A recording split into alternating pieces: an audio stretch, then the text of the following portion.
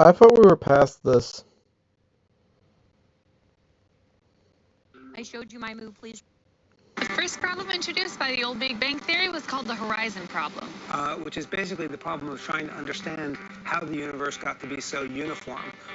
Does the universe look the same over there as it does if you look that way? And why was this the problem? Well, think of a cup of tea. If you pour milk into your tea, it'll take some time for the molecules to interact and eventually come to about the same temperature. But it won't happen instantly. The same is true on a larger scale. The fastest any two objects can interact is as soon as light has had time to travel between them. Well, according to conventional Big Bang Theory, light hasn't had time to travel from one side of the observable universe to the other. So That's because Big Bang Theory is wrong. It was an ignition. We already understand this, but they continue. why should they be at the same temperature? So inflation gets around that in really a very simple way. Is that if we trace back the universe that we're looking at now to what it looked like before inflation, it was vastly smaller than anybody would have thought without the inflationary theory. Vastly smaller is not an exaggeration. No, literally, Big Bang was disproven. Inflationary theory is the Big Bang Theory. It was disproven because we understand everything was everywhere and it was just simple, uniform, solid, and suddenly a spark or whatever else, and things just reacted. So everything for the entire area of the universe all ignited, and it really doesn't matter when any given part was ignited, if it started in one spot or if it ended up being everywhere all at once. But the theory that most people, like Hank Green, have mentioned is, and I think other people have also mentioned, is that it wasn't. Before inflation, everything in our observable universe fit in a volume a billionth the size of a proton. Then It wasn't anything like that. It was more like you have the entirety of the cosmos full of some uniform density nonsense that, let's just face it, it's still not a good theory because it's hard to imagine. Like, it again goes back to the idea of reversing entropy so that when you go back in time, you have the least amount of entropy or whatever, and you end up with this stuff that's just, it's everywhere. Okay?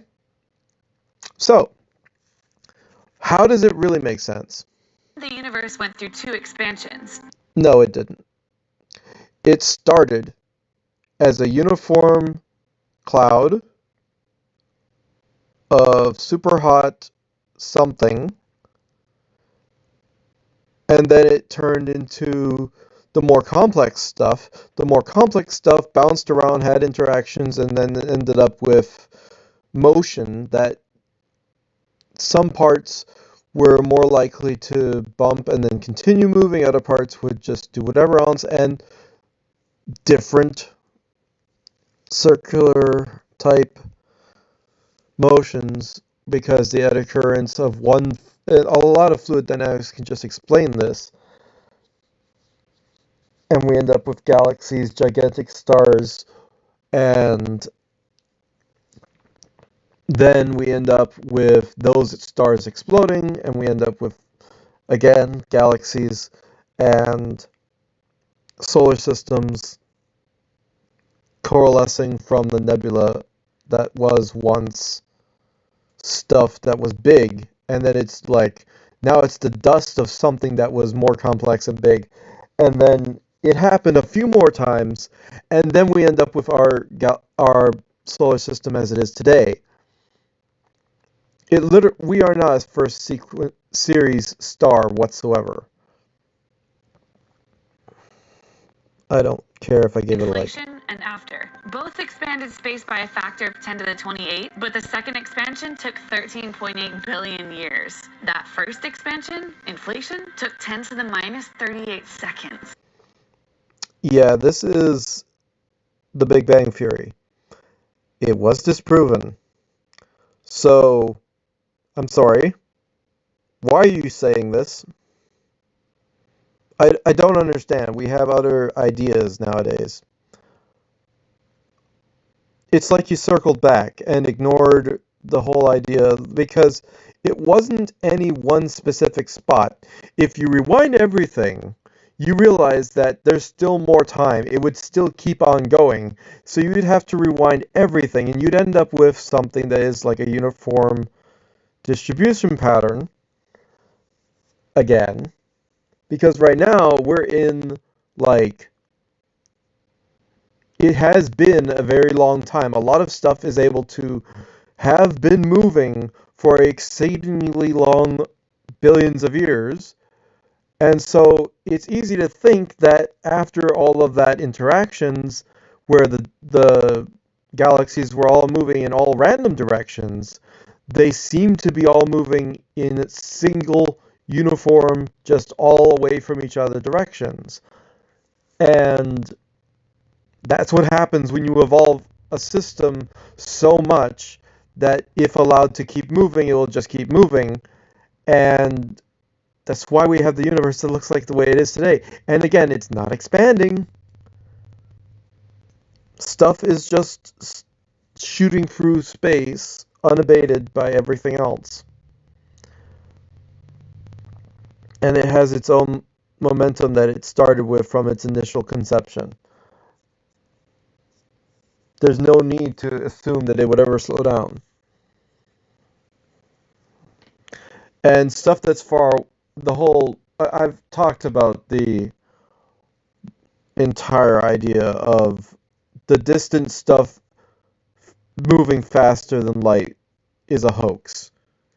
False theorem.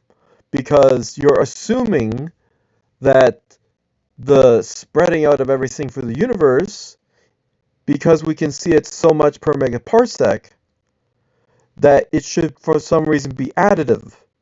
But it's not additive. It's just that that function is happening everywhere. So everything's still moving at certain kilometers per megaparsec. It's not moving faster as you go further out. It's the same rate. So understanding that, it's not something you multiply. It's just a static number that just applies to the majority of stuff. Not everything, but the majority of stuff. So how do you have this kind of idea that it could ever go back into a Big Bang again? Because, like, okay, the way that another example of an experiment that happened was it has been looked into the idea that if you have a pair of quarks, the tiniest things, there's like 3 of them in a proton and or neutron, right? If you have just 2 of them, you separate them, they end up making individual pairs. So something like that happening, where there's a kind of interaction with the substrate of the universe such that quarks are then violently spewed out from what seems to be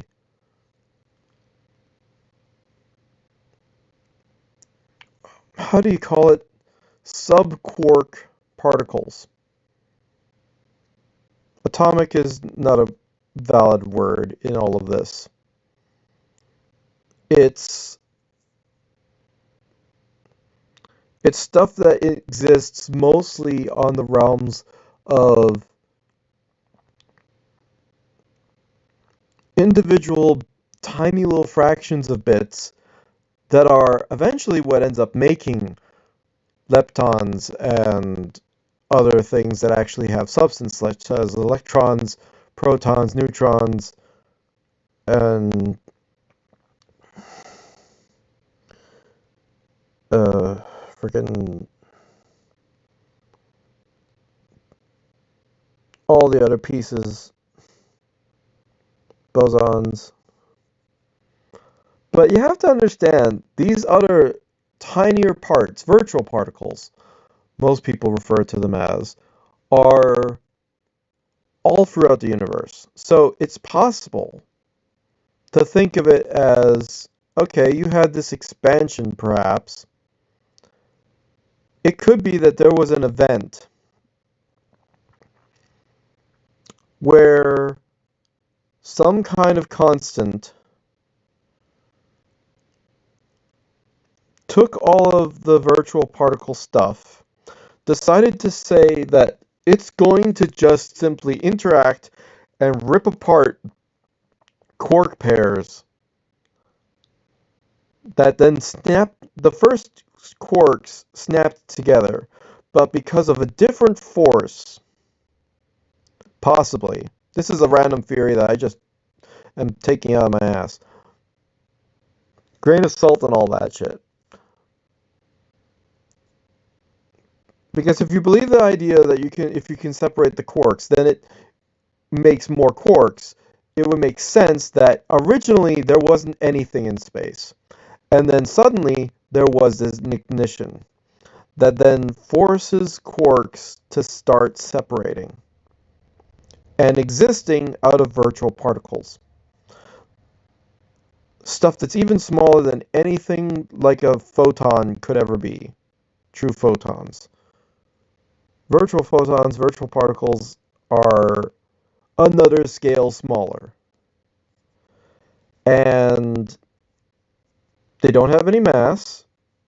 They're virtually, well, they have like the ability to, or they say that there is this ability to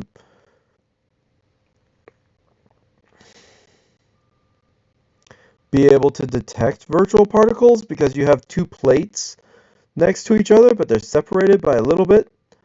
And what you don't realize is that the motion of those plates could also possibly be explained by the motion of electrons moving around the outside of the plates, bumping the space between, and having very slight repulsive forces. They are not close enough together so that they can actually create a bond, so they are constantly kind of rubbing up against each other, and you end up with this like clashing, and it's harmonic, and it's something that we call the existence of virtual particles. So, do virtual particles even exist? Well, it's possible that they still do. Because again, smaller than quarks, smaller than photons, the smallest possible thing that actually has any substance, virtual particles are a completely separate thing.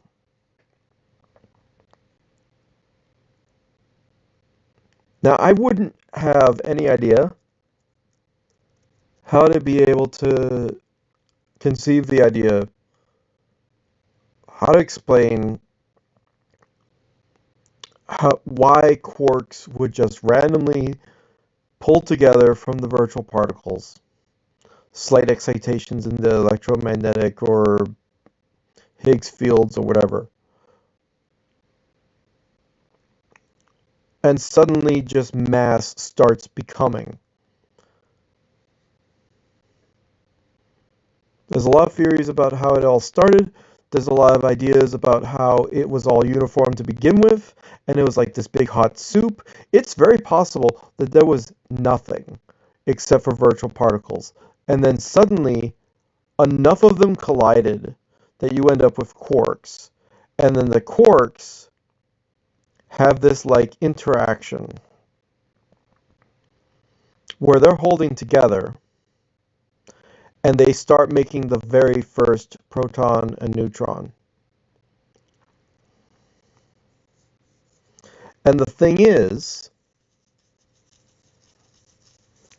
completely different theory that no one has ever thought about is the idea of this whole, like, some kind of structure that no one has any evidence of or even a theory of, that you take this thing, this function of the two quarks separating to make more quarks because of them coming out of virtual particles to make new quarks. And it's like,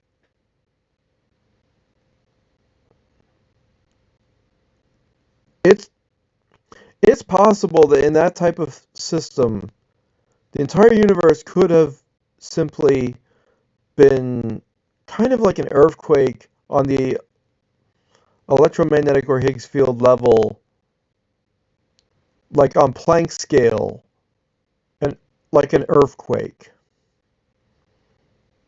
where it's like zap, and an ignition happens, quarks end up being made literally out of the submaterials, and then you end up with stuff like the light and the electrons and everything else. And there's a lot of ideas about all the different theories about how it happened. But I don't think that in this kind of expansion system, It's just an unfathomable rate. And for inflation, everything in our observable universe fit in a volume a billionth the size of a proton. Then the now you see, in order to do that, in order for that kind of a system to ever have existed, we're talking about something more dense than neutron stars. We're talking about something more dense than any other kind of material that we have ever conceived of in ways that can happen. That if you take neutron stars to their extreme, that you end up with the idea of like strange matter or whatever. And it's like the universe being so dense, it's denser than strange matter is proposed to be. And I cannot simply just stand by and say, oh yeah, there's no way that didn't just totally happen. I mean, obviously it happened. That was sarcasm. I'm not good at it. But the point is, no, it was never that dense. It was never like that. It was that it's more likely that there was an ignition event. went through two expansions. It's more likely that there was material that was coming out of essentially the ether, although the ether was said to be disproven. It's not. I mean, virtual particles and the existence that they are living in is the ether. So once you get that into your head and you understand how it can make matter out of what otherwise couldn't make matter because of a binding somehow, whatever else thing, and then once the matter becomes heavy enough and whatever else, and you end up with stuff that's able to make galaxies, and then that stuff blows up to make black holes and everything else, you realize there's literally no reason to assume the age of the universe. It could be 100 billion years old. There's no way that we could ever find out, because literally, as far as we are at the moment able to even look, it has always had the structure of galaxies, even at the red band spectrum of light, where everything is literally just super far away, 45 billion light years away or whatever. And you have to understand, like, reversing time that much, you don't end up with a point anywhere. That's why we don't have the ability to find the supposed beginning point. It's like, oh, They couldn't even of all like you rewind time enough, they couldn't have even intersected all at the same point. They came from all sorts of different spaces and they already existed. They went even further back to say they have already been spread out. And it doesn't matter that they intersect a point at some point. There was already stuff out there. So it's it's not exactly super important. It's not exactly super relevant to anything. There's no way of actually doing anything about it. What's more fun and important is like, oh, how are stars able to be maintained? And will we ever be able to regenerate our star or other stars in the galaxy so they don't just end up becoming old enough or far gone enough that they end up exploding? Like, we can manufacture stars with like a super magnet straw to like take out the heavy stuff and pump in the less dense stuff that we are able to make out of fission. Literally fissioning iron down back into helium, making as much power as we could ever want, and shove that back into the star and let it go on for another 10 billion years. No problem. 100 billion years, no problem. Keep the cycle going. Let's go. It's possible. And that is fun to think about. The beginning of it all? Irrelevant. And even still, this is not how people believe it actually happened anymore. And she has responded. She has liked the "We Miss You." But like the thing is, that's the only one. So like I'm curious. Would she ever see my comment saying we have better theories now? What? Am I wrong? Is this not out of date? I'm just saying. Like actual like we assume the other thing is correct now. The ignition idea.